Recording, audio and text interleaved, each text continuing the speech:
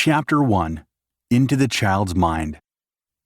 A child's brain is an amazing thing. It is like a whole universe just waiting to be explored and discovered.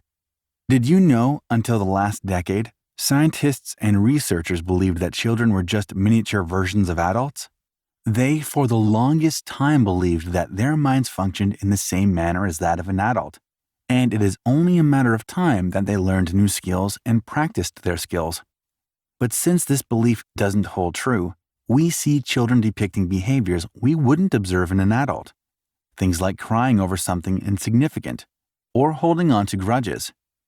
Although adults might do something similar, they have a way of convincing themselves of the other positive things out there. Kids, not so much. If they are fixated on something, well, that's it then. Granted, there is nothing wrong with having a strong and determined mind from an early age.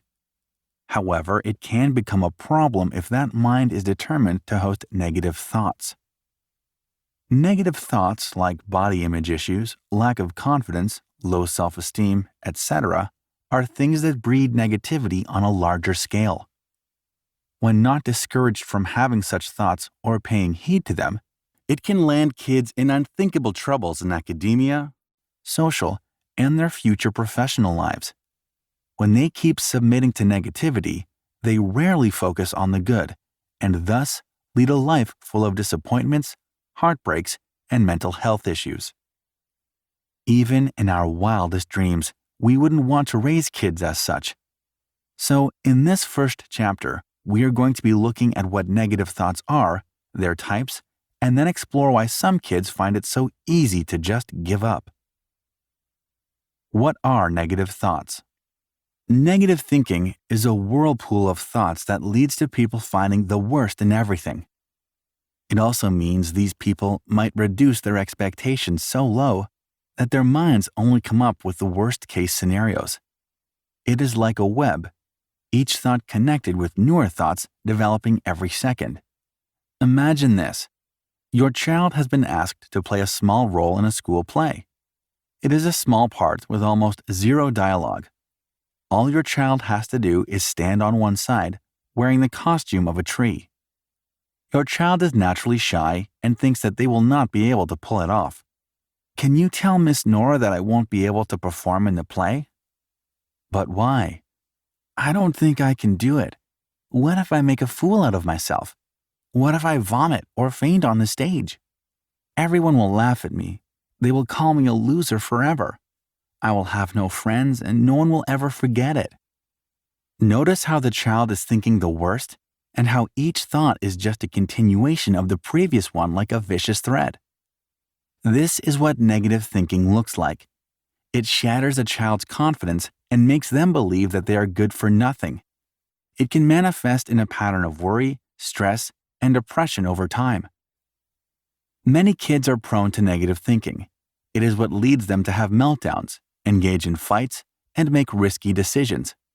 When they are young, they aren't able to comprehend the many thoughts in their head, but as they grow older and reach early adolescence, they begin to associate connections. For instance, they learn that a normal behavior to exhibit when sad is crying. They learn that sometimes when they are anxious or stressed, they turn to bite their nails or pace back and forth in a room. These are all natural reactions to stressful or disturbing situations. However, a reaction is different from behavior. While the former is more natural, the latter isn't. It is more of a choice. How we choose to behave, address, and process what is going on is what we refer to as our behavior. To teach any behavior, it has to be repeated enough times that it turns into a habit, something you do unintentionally, like putting your hand on your mouth when yawning or closing your eyes when faced with danger or horror. Therefore, as parents, we need to instill such habits in our kids that will automatically help them to navigate their way to positivity and optimism. Negative thinking works on two principles.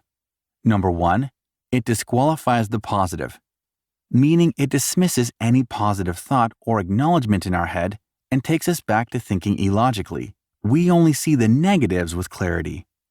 Number two, It maximizes the negative and minimizes the positive.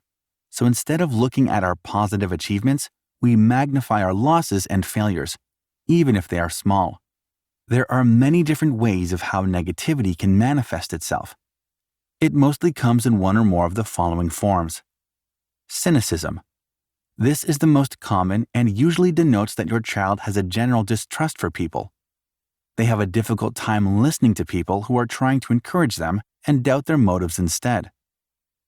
Hostility. Hostility is usually prominent in adolescents and teenagers. As their bodies grow, the chemical imbalances and hormonal changes often lead to mood swings. They develop feelings of unfriendliness towards others and become hesitant in opening up or developing new relationships. Polarized thinking.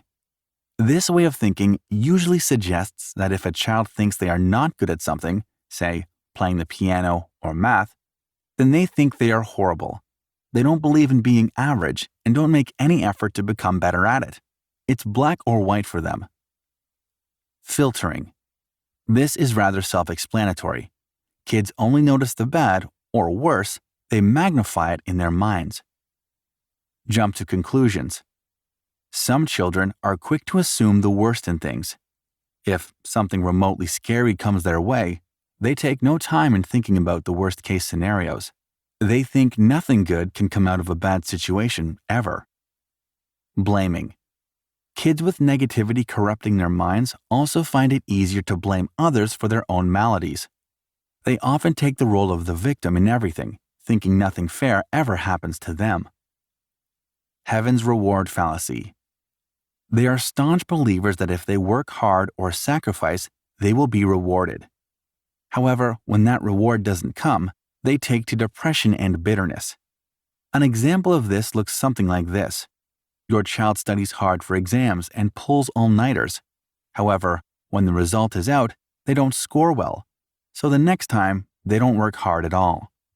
Why it's easy to just give up. Giving up is sometimes the easiest thing to do. As adults, we are ourselves guilty of this habit, so we don't get to simply tell our kids not to. Many people, children included, give up because they can't face the stress and pain associated with something and they'd rather put an end to the misery. We choose not to endanger our comfort and step out to make sacrifices, all for some uncertain future.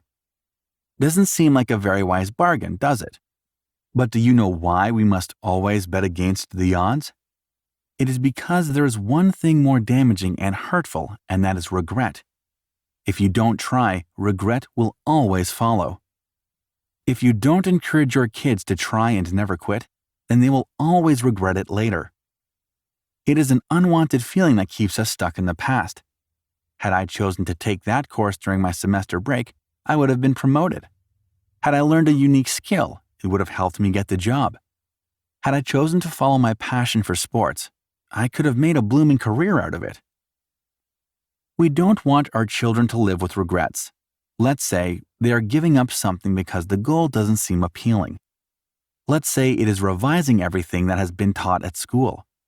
They say that it is too tiring and time-consuming, and they would rather spend their time playing outdoors or on a game on their tablet.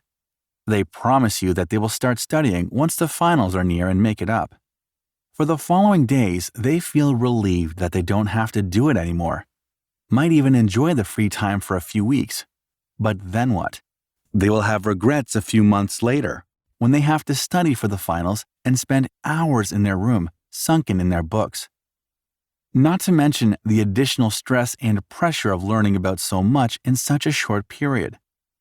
That is when the regret will settle in and make them panic. That is when they will start to hate themselves and a little bit of you too, for not pushing them hard enough to stick with the studying.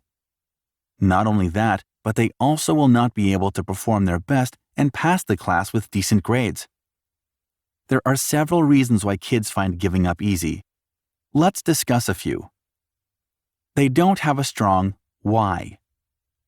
Did you know Walt Disney was fired several times and told that he had no original ideas and lacked imagination? Had he chosen to give up, we wouldn't have the world of Disney and the amazing shows we grew up watching. Like Mr. Walt, Some kids don't have a compelling reason to keep going.